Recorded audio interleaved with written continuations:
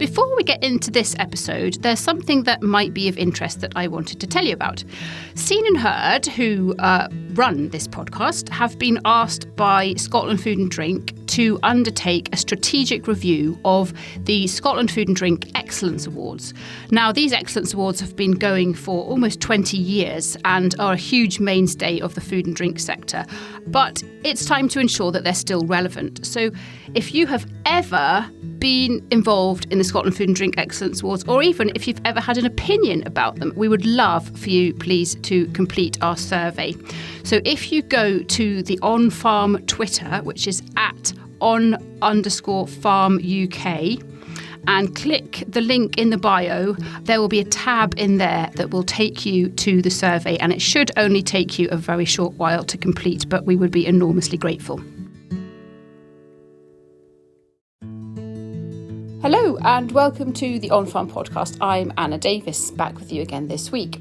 No spoilers from me, I shall let him introduce himself, but had a really lovely chat with this gentleman, William, who came out to my farm actually a couple of weeks ago, and we took a little walk and had a chat.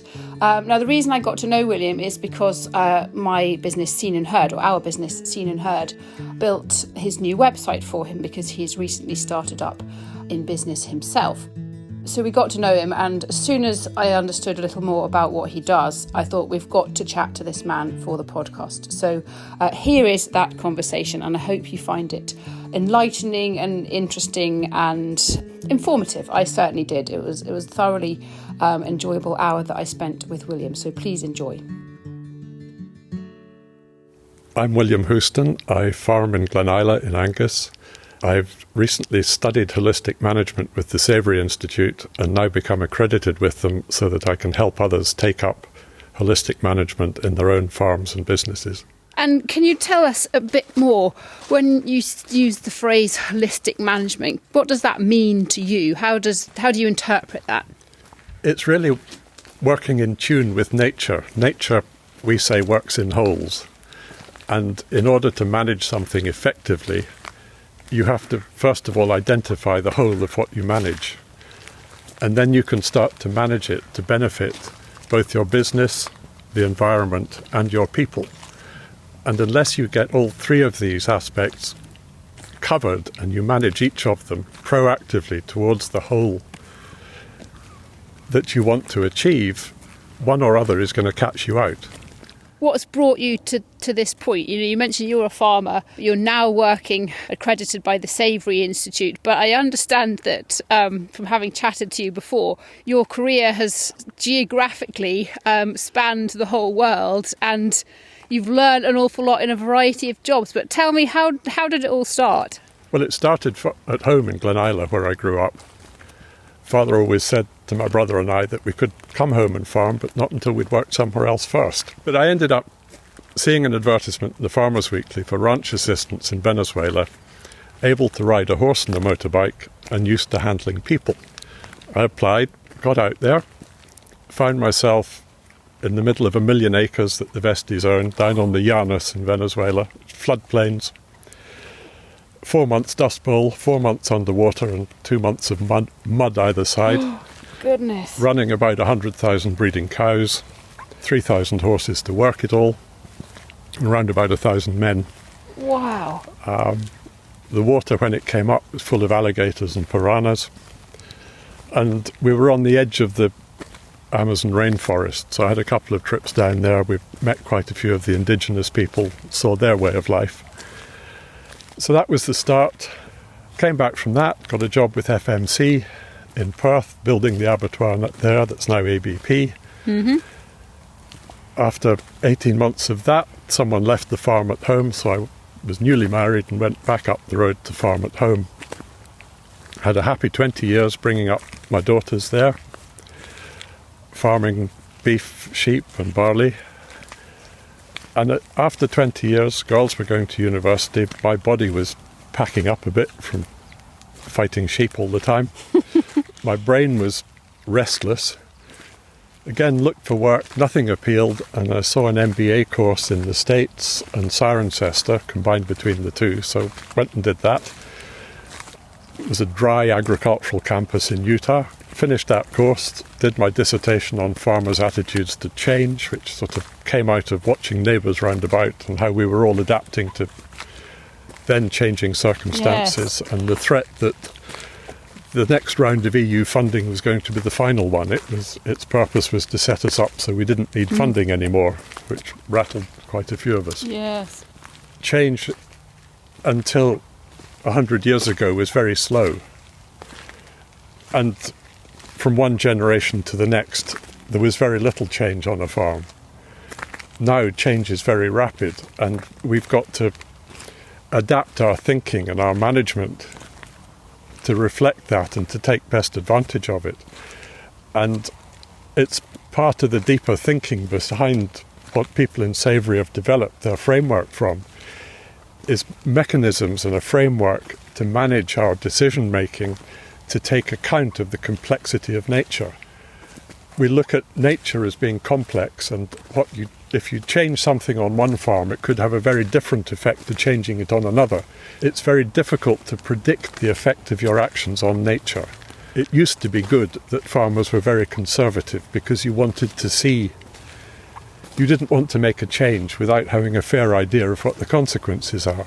Whereas now, we have so many very powerful tools to use, be it machinery or chemicals, or how we market things. Look at how prices bounce up and down on the futures market.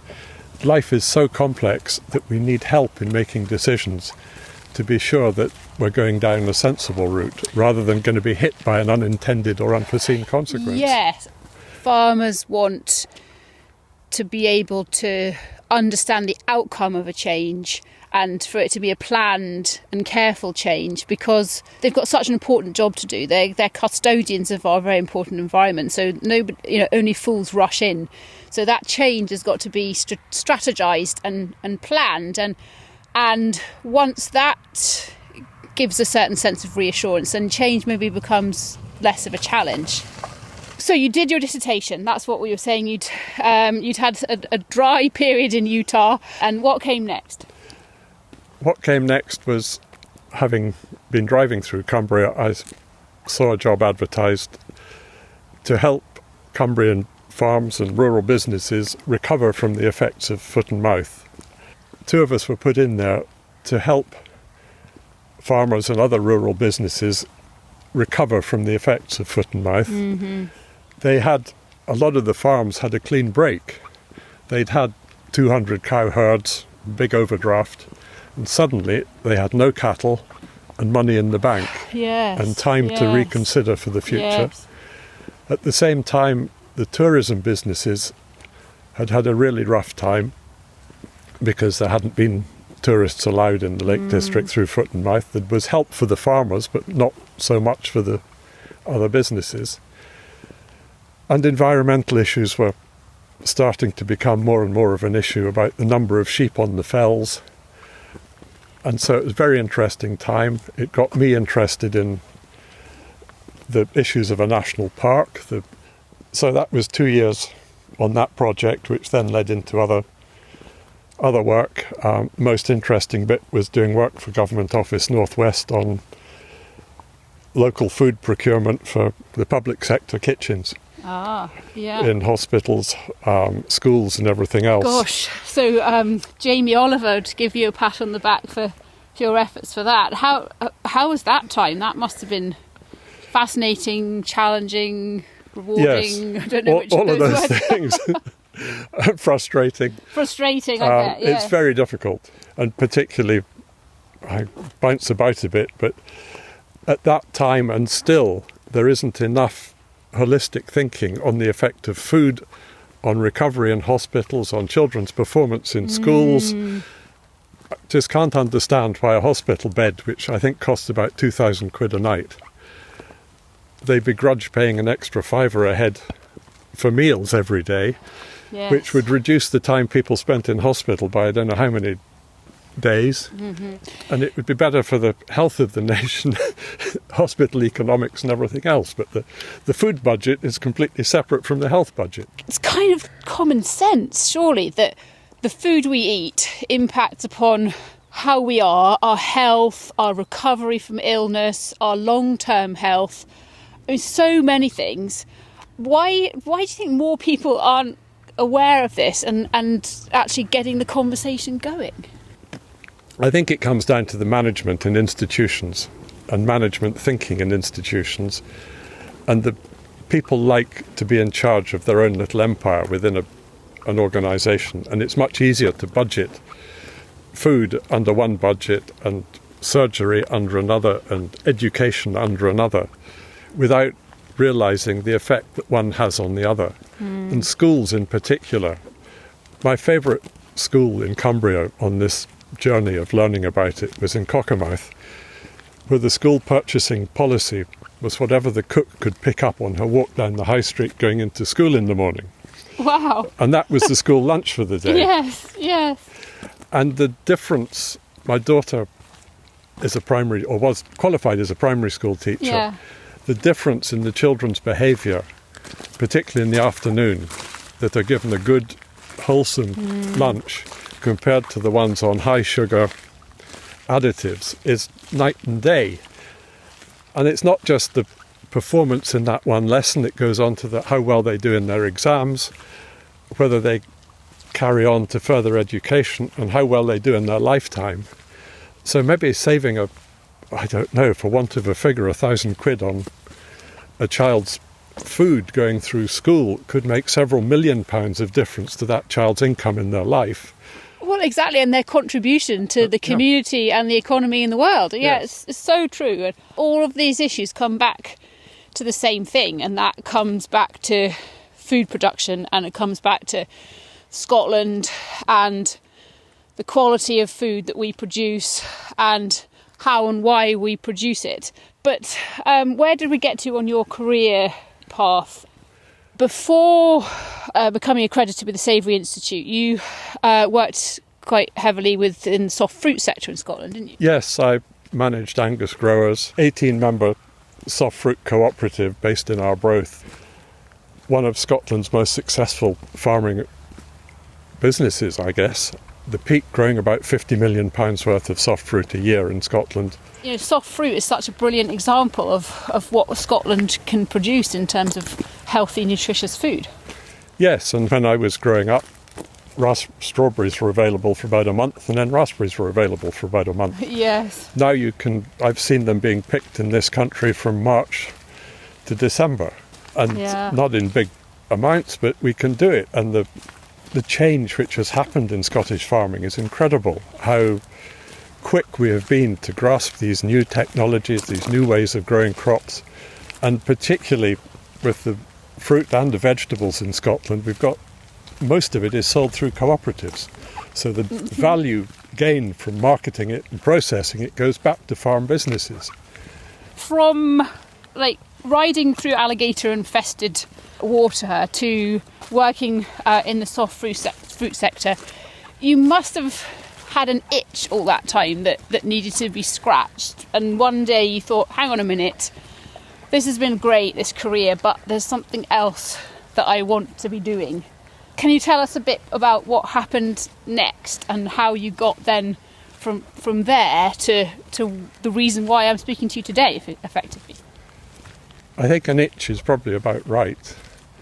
I grew up and farmed through probably the greatest period of change, innovation that we've ever seen, from machinery through chemicals, through techniques. Yeah. But you kept hearing stories of long-term effects of chemicals in particular. People were starting to talk about the effects of cows and methane. And I just got interested and wanted to know more and thought, I've got a brain that just doesn't stop on being niggled by these things. Yeah.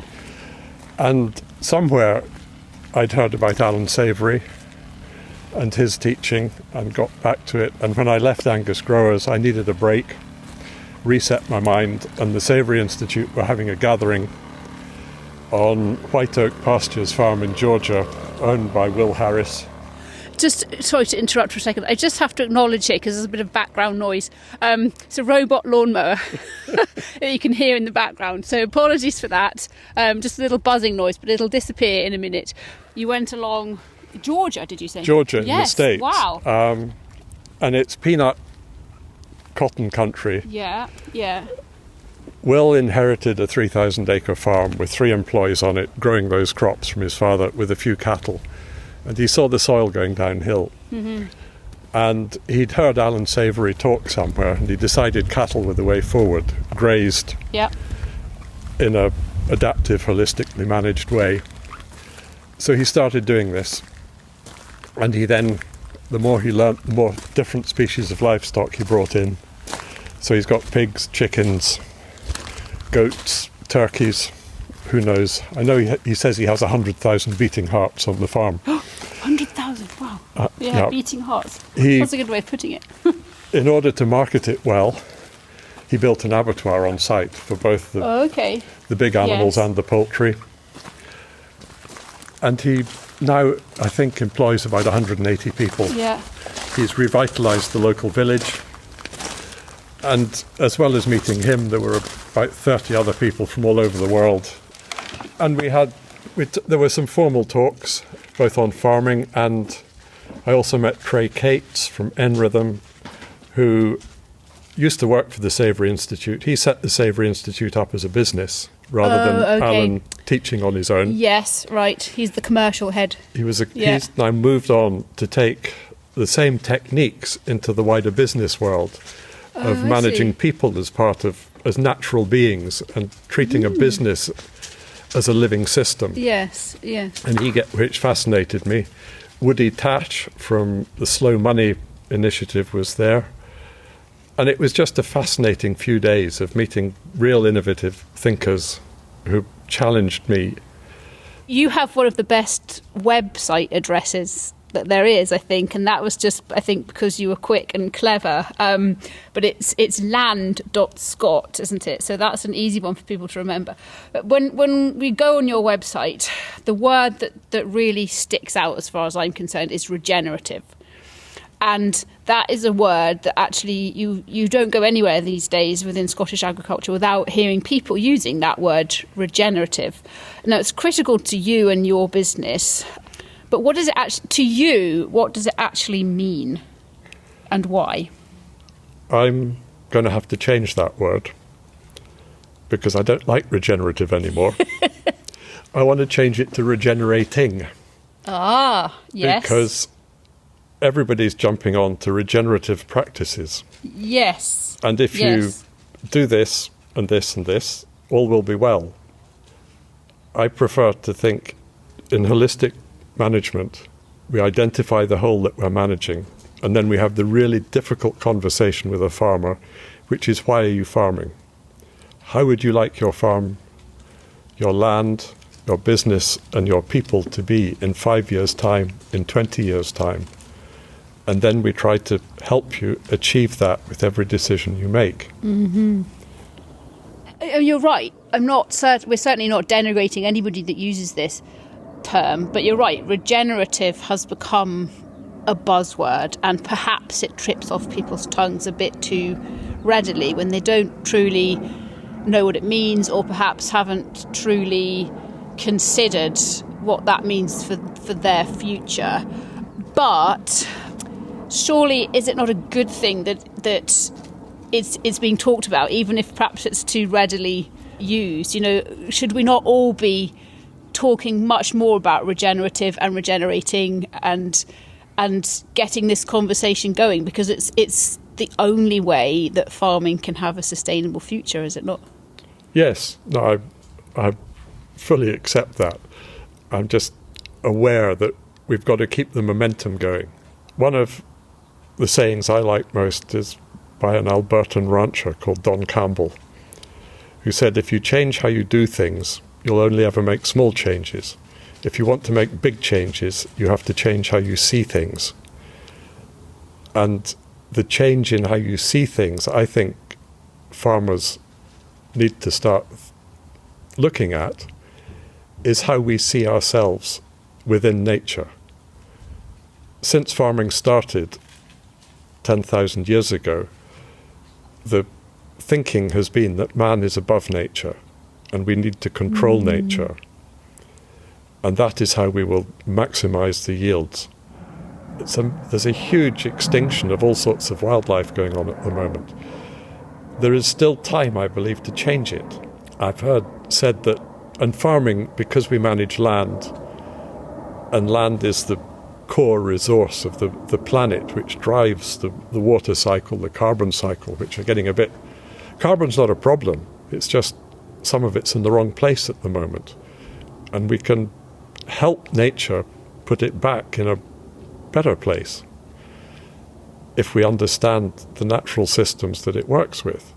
So there's huge potential for us to start taking care or managing the planet back into health.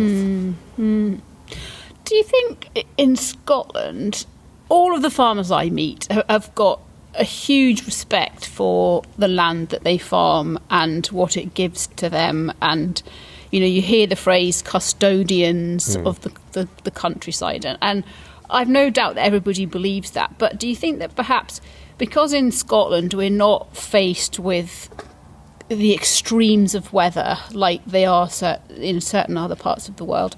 And I think back to you in Venezuela. You know, you must have been there 5 minutes before you realised that you're surrounded by alligators. You can't beat nature. You have to work with nature. And do you think maybe Scotland has almost given us an easy ride, that we don't have that same kind of respect for the power of nature, be that weather or animals, and therefore we don't have the same understanding? Or do you think that's a ridiculous comment? No, I think it's right. I mean, and the weather's not as bad as it used to be. But yes, we are very lucky with our weather here. But at the same time, it has given Scotland the ability to lead in all sorts of change. And it's amazing what's happening here. Agricarbon outside Dundee is now measuring carbon in the soil. We've got all sorts of people managing their cattle regeneratively and being able to prove how the carbon level and the water absorption of their soil is improving while their inputs go down. We've got farmers. At one wedding, I spoke to two different farmers who are growing several crops at once.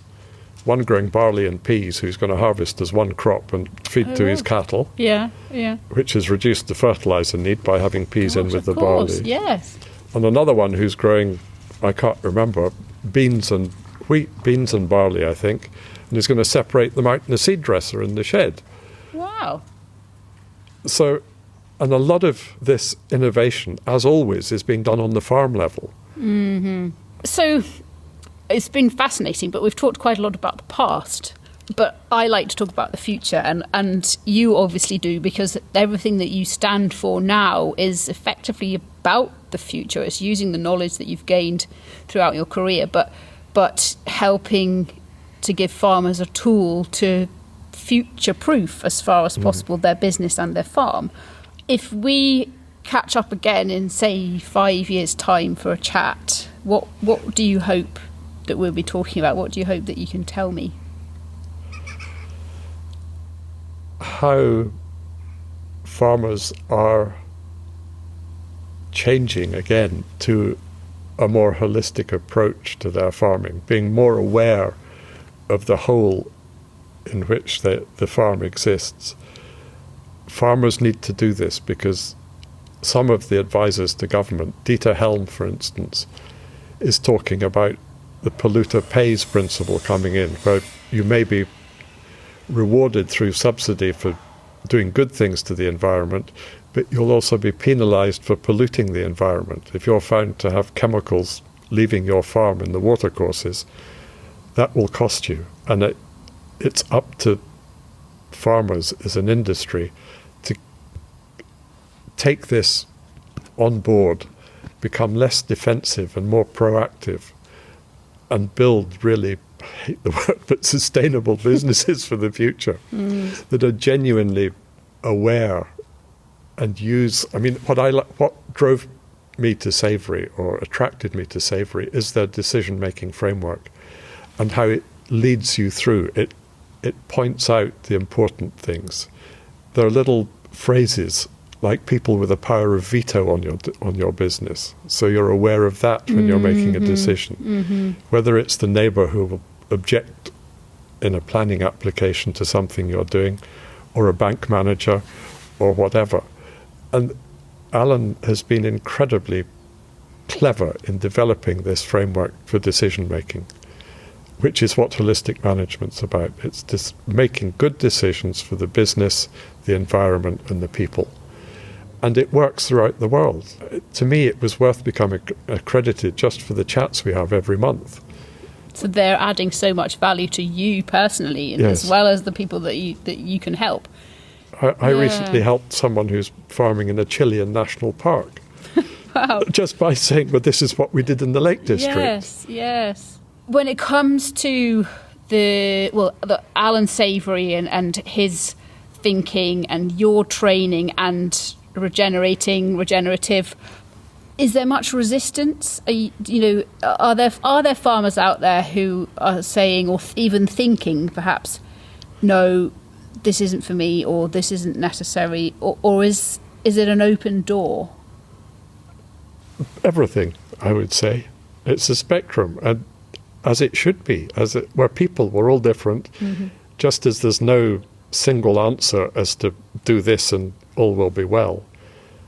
We're working in an incredibly complex environment of nature, society, government, funding rules. And all I'm hoping to do is to help people make slightly better decisions. They might not all be good, but if they're just a little bit better, the change will keep progressing. One of the keys there is working with people. You're not in the business of going in and sitting down at the kitchen table and saying to people, right, you need to do this, this and this. It's how can we work together to achieve what we want to achieve, and what are the mechanisms for getting to those goals? Yes, I heard it put quite well recently when someone said, I'm a guide on the side, not a sage on the stage. That's brilliant. I could apply that to myself. Yes, actually. and it was just... It's great. You don't want to be telling people what to do. No, you want to be someone off to the side they can turn to. Yes. Gosh, I don't think I admit it to myself very often, and probably most people don't. But we need to all admit sometimes that we can't do everything always on our own. Sometimes we need a second opinion. Sometimes we need support. Sometimes we need a helping hand. Sometimes we need somebody to hold our hand. It gives reassurance to know that there's somebody out there who can work alongside you to help you get where you need to be. Yes, you've reminded me of a wonderful phrase I heard training with N-Rhythm in California. And N-Rhythm use it a lot. It is that we need to recognise and celebrate everyone's individual genius. And we can all learn from that genius in others. Yeah. I know I always say, some people always say to me, well, why do you work in PR, or why would anybody need PR help? And my response is not nearly as eloquent as that, but it's, the reason why I employ an accountant is because I don't want and probably can't do a very good job of my accounts myself. It's not my area of expertise. And I think if we all recognise what we can do ourselves and where we need to harness the genius of other people. So there we go, a really interesting chat there with William Houstoun, and you can find him if you'd like to make contact at www.land.scot, which I think is just a brilliant domain name. Before we go, I wanted to say a big thank you to a man by the name of Stephen Maguire. Now, Stephen works with Dave Howard, who's our usual producer, but he edited a big part of this episode because he is part of the team of the Multi-Track Fellowship, which is an industry scheme to get more people from diverse backgrounds into audio production. So thank you, Stephen. You've done a great job, I think, and well done to Bespoken Media for working on this fellowship, because I think it's a brilliant idea. So that's all from us for this week. We'll be back again next week. Not sure yet if it will be Monty or myself, I can't remember, but one of us will be here next week. So see you then.